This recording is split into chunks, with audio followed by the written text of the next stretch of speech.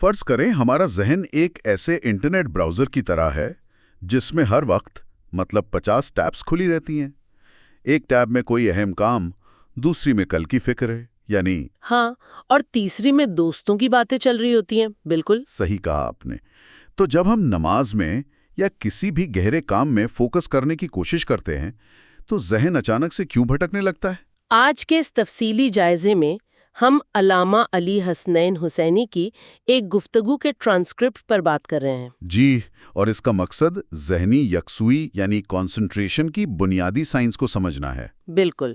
تو اگر فوکس نہ ہو تو اس سورس کے مطابق اعمال کا نتیجہ کیا نکلتا ہے؟ اچھا، سورس میں جو سب سے بنیادی اصول سامنے آتا ہے وہ یہ ہے کہ کسی بھی اہم عمل کی قبولیت، میرا مطلب ہے چاہے وہ حج ہو، روزہ ہو یا صدقہ ہو، ان سب کا انحصار نماز کی قبولیت پر ہے۔ مطلب نماز ایک فاؤنڈیشن ہے؟ جی، فاؤنڈیشن ہے، اور نماز کا سارا دارومدار اس بات پر ہے کہ دل وہاں حاضر ہے یا نہیں۔ اگر عبادت کے وقت دل موجود نہیں ہے تو اس عمل کی بنیاد کھوکھلی رہ جاتی ہے۔ ہاں، بالکل کھوکھلی رہ جاتی ہے۔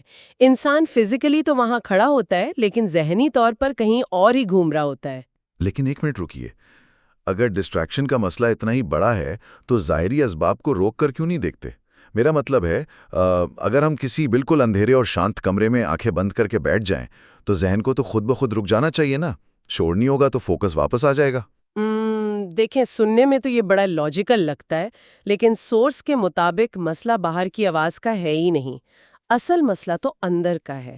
اندر کی سوچ کو وہاں ایک بہت تیز اڑنے والے پرندے سے تشبیہ دی گئی ہے۔ اچھا، تیز اڑنے والا پرندہ۔ جی ہاں، ایک ایسا پرندہ جو ایک شاخ سے دوسری شاخ پر مسلسل بھٹکتا رہتا ہے۔ تو آپ اندھیرے کمرے میں بیٹھ بھی جائیں تو یہ پرندہ اڑنا بند نہیں کرتا۔ واہ، یہ تو واقعی سوچنے والی بات ہے۔ تو اس مسئلے کا کوئی فوری حل بھی بتایا گیا ہے وہاں؟ ہاں، فوری حل یہ دیا گیا ہے کہ نماز کے دوران، یعنی جب آپ قیام، رکوع یا سجدے میں ہیں، جب بھی خیال بھاگے تو اسے زبردستی پکڑ کر واپس لایا جائے۔ اور ہاں، شروعاتی ناکامی پر مایوس بالکل نہیں ہونا۔ لیکن شروع میں تو اس سے ڈھیر ساری فرسٹریشن پیدا ہوگی ہے نا؟ ذہن بار بار بھاگے گا، ہم اسے بار بار لائیں گے۔ بالکل ہوگی، لیکن اسے ایک ذہنی ورزش یعنی مینٹل ورک آؤٹ کی طرح دیکھنا چاہیے۔ جیسے جم میں وزن اٹھا کر مسل ٹرین کرتے ہیں نا، ویسے ہی بار بار ذہن کو واپس لانے سے فوکس کی عادت بننے لگتی ہے۔ صحیح۔ تو ذہن کو بار بار واپس لانا ایک فوری حل تو ہو گیا، لیکن سوال یہ اٹھتا ہے کہ یہ پرندہ آخر اڑ کر جاتا کہاں ہے؟ اگر ہم ذہن کو اڑنے سے پہلے ہی روکنا چاہیں تو اس کے بھٹکنے کی اصل وجہ کیا ہوتی ہے؟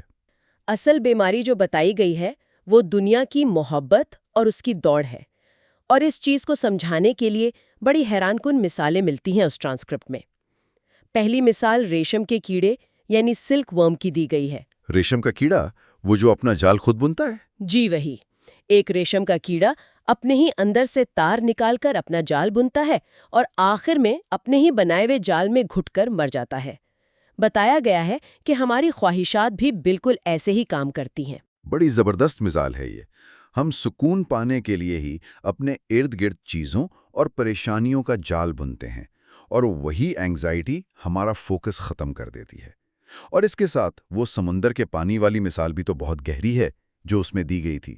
ہاں، وہ سمندر کے پانی والی مثال، دیکھنے میں تو وہ پانی ہی لگتا ہے، لیکن نمک کی وجہ سے اسے پینے والے کی پیاس بجھنے کے بجائے ڈی ہائیڈریشن سے اور بڑھ جاتی ہے۔ دنیا کی لالچ کا بھی یہی حال بتایا گیا ہے۔ انسان جتنا اکٹھا کرتا ہے اس کی تشنگی اتنی ہی بڑھتی جاتی ہے۔ تو اب اصل سوال یہ بنتا ہے کہ اس سلک ورم کے جال کو اندر سے توڑا کیسے جائے؟ اس بے چینی کا کوئی عملی حل بھی ہے؟ اس کا عملی حل بڑا دلچسپ پیش کیا گیا ہے۔ فلسفہ یہ ہے کہ دل نیچرلی اس کی طرف کھنچتا ہے جس سے وہ محبت کرتا ہے۔ تو اگر ذہن مسلسل کسی چیز کی طرف بھاگ رہا ہے تو اس کا حل یہ ہے کہ اپنی پسندیدہ چیزوں کو راہ خدا میں صدقہ کیا جائے۔ اچھا، یعنی صرف پیسے دینے کی بات نہیں ہو رہی یہاں پر؟ نہیں، یہ ایک طرح کا سائیکولوجیکل ریسیٹ ہے۔ جب انسان اپنی سب سے عزیز چیز دیتا ہے تو وہ اپنے ہی دماغ کو یہ ثابت کر رہا ہوتا ہے کہ یہ چیز اسے کنٹرول نہیں کرتی۔ صحیح کہا۔ ایسا کرنے سے دنیا کی محبت کی جڑ اندر سے ہی کمزور پڑنے لگتی ہوگی۔ بالکل، جب کسی چیز کا مالک ہونے کا احساس ختم ہوتا ہے تو اس سے وابستہ بے چینی اور خیالات بھی ذہن سے نکل جاتے ہیں اور دل آزاد ہو جاتا ہے۔ یہ واقعی ایک زبردست میکانزم ہے، اور اس تفصیلی جائزے کا سب سے اہم حصہ سننے والوں کے لیے یہ ہے کہ یہ اصول صرف عبارت تک محدود نہیں ہے۔ اگر زندگی میں کسی اہم پروجیکٹ پر یا کام میں دھیان لگانا ہو تو بھی رول وہی رہتا ہے نا؟ ہاں، رول وہی ہے۔ دل جہاں اٹکا ہوگا، ذہن وہیں بھاگے گا۔ جب تک اصل اٹیچمنٹ ٹھیک نہیں ہوگی، فوکس ٹھیک نہیں ہو سکتا۔ بالکل ٹھیک۔ تو اپنے اس مطالعے کو ہم ایک آخری فکریہ سوال پر چھوڑے جاتے ہیں۔ سوچئے، جب ایک انسان بالکل فارغ ہوتا ہے، آس پاس کوئی شور نہیں ہوتا اور کرنے کو کوئی کام نہیں ہوتا، تو اس وقت ہمارا ذہن خود بخود جس سوچ کی طرف بھٹک کر جاتا ہے وہی سوال پیدا کرتا ہے۔ صحیح۔ کیا وہی اس بات کا ثبوت نہیں کہ ہمارے دل کے اندھیرے کونے میں اصل محبت کس چیز کی چھپی ہوئی ہے؟